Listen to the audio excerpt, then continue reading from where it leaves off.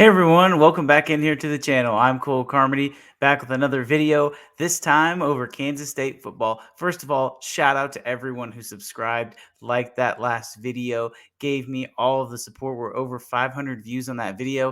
I said I wanted over 100 subscribers by the end of March. As I record this on Friday night, March 8th, we're already at like 103. So first of all, you guys are awesome. I did not expect to get this many subscribers, this much support after putting out just 2 videos on YouTube. But because of the K-State community, because of the Kansas City community, you guys are going to be why I'm sitting at home pumping out videos for you all. You guys wanted K-State football. That was pretty obvious. And so as you can see from the thumbnail and the title of this video, we are sticking with that. And if there's one thing that I've learned about Kansas State under Chris Klieman, it's that the young players are going to be ready to play. And that is going to be the topic of this video. And we'll just dive right into it. Kansas State's class of 2023 was absolutely loaded. Headlined by, obviously, Sunshine, Avery Johnson. The freshman class did really well this past season for K-State. Avery Johnson, obviously, you all know the story. Expected to be one of the top quarterbacks in the Big 12.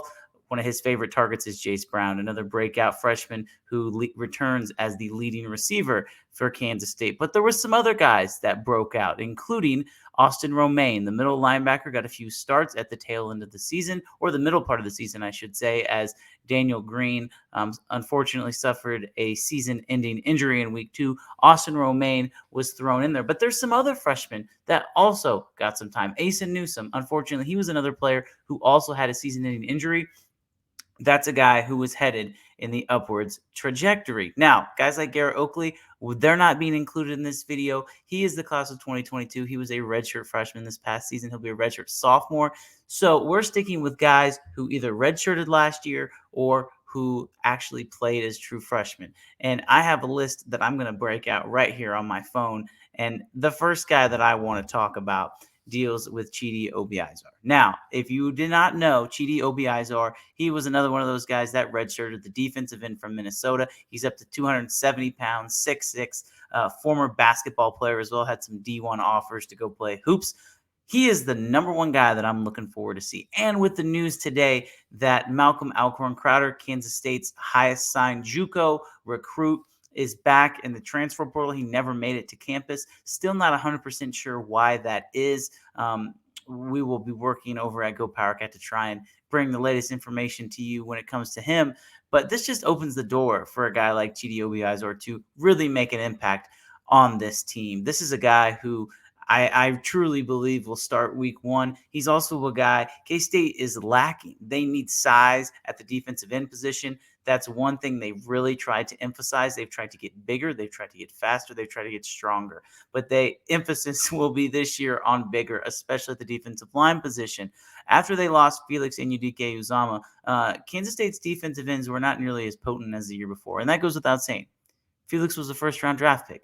But they expected a lot from Khalid Duke. And there was nothing that Khalid Duke did that was necessarily wrong, but I don't think he was that impact player that a lot of fans and maybe even the coaching staff anticipated that he was going to be. So look for a guy like Chidi Obiizar to get that start. Now, they brought in Travis Bates. This is another guy who was a FCS All-American at Austin Peay. I would expect him to see some time. But again, we're not talking about him. We're talking about guys who were in the class of 2023 because that was a historic class for Chris Klieman. Taylor Bratt, Colin Klein, if you want to throw him in there, Joe Clariman as well. Another guy that I want to talk about oh my goodness, words are hard tonight, that I briefly mentioned was Asa Newsome. I was extremely high on Asa Newsome coming out of high school. Asa Newsome is a guy that I've seen ever since the end of his sophomore season. He performed extremely well at K-State camp. We followed him throughout his junior season, obviously, in his recruitment that summer. Ultimately, he chose K-State, played out his senior season, signed with the Wildcats, made his way on campus. To the surprise of absolutely no one, found his way onto the field as a true freshman before he suffered a season-ending injury. Outside of Chidi, I look at Asa Newsome as a guy who can be an all Big 12 performer. And I know that's a lot of saying a lot about a guy who's only played a handful of games and is only going to be a redshirt freshman. but man, he is special. He has the athleticism to play running back and receiver in high school, and now he's playing middle linebacker for K-State. He's put on weight. His knee is fully recovered. Asa Newsom is a guy who I expect a lot of good things from.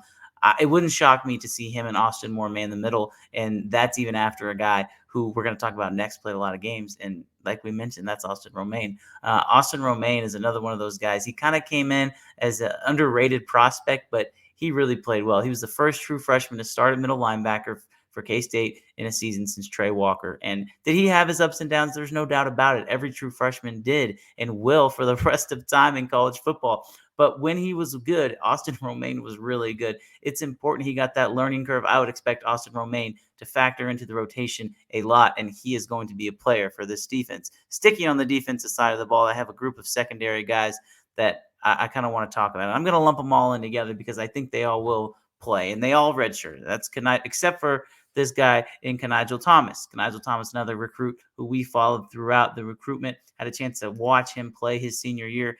He reminds me a lot of an A.J. Parker. Not only are they both from the state of Oklahoma, but just the way they play the game. Not necessarily an undersized corner, but not the biggest in the world. Kenigel Thomas played special teams. This staff thinks very highly of him. K-State's searching for that third cornerback.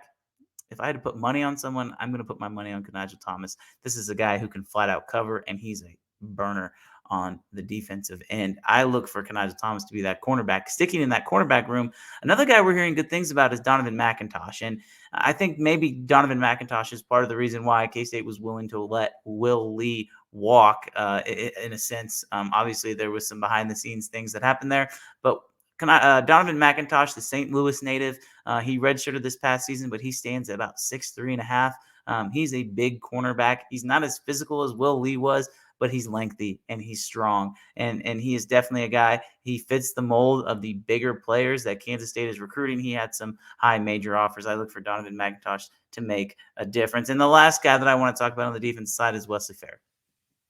The comparisons for Wesley Fair are Ty Zimmerman. Okay. And it's not even honestly that hard. Ty Zimmerman, the former Junction City quarterback, turned safety when he arrived in Manhattan, redshirted a season, and then started for 4 years and was an all Big 12 All-American type performer.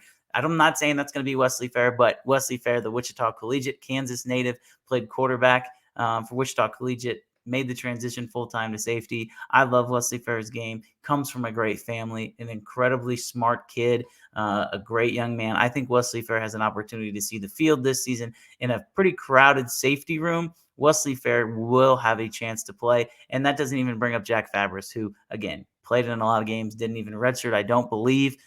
He might have stayed under that 4 games. Have to go back in and check. But either way, both of those guys are going to play. Doesn't even bring up Cam Salas. And I know feels like I'm just naming the recruiting class, but that just shows you that's just on the defensive side of the football. K-State's going to be really young on the defense side of the football, but they're going to be very talented. And obviously, we talked about Avery Johnson and Jace Brown. But the two guys on the offensive side that I have to talk about, and I feel like I'm going to talk about every single video I talk about K-State football, is Trey Spivey and Joe Jackson. Joe Jackson is going to be the number 2 running back. Now, I do believe that there will be a true freshman running back that steps up and plays. Now, which one of those guys that is, I couldn't tell you. And if it's not going to be a true freshman running back, it'll be a true freshman receiver. But there is going to be a true freshman skill position player that plays this season. Now, who that's going to be, we'll probably talk about later on in a video. But I look at Trey Spivey as a guy that if he can develop and he can be that third receiver for K-State, then it pushes a Dante Cephas. It pushes a Keegan Johnson to the 4th wideout spot. You can realistically run out 4 wide receivers for Matt Wells and Avery Johnson and feel really good because Trey Spivey has a chance to develop into something special. That doesn't even bring up Andre Davis, who another player we've heard pretty good things about. Joe Jackson, again, I believe will be the second running back. The staff seems to be really high on him. And again, I feel like I'm just naming this entire recruiting class.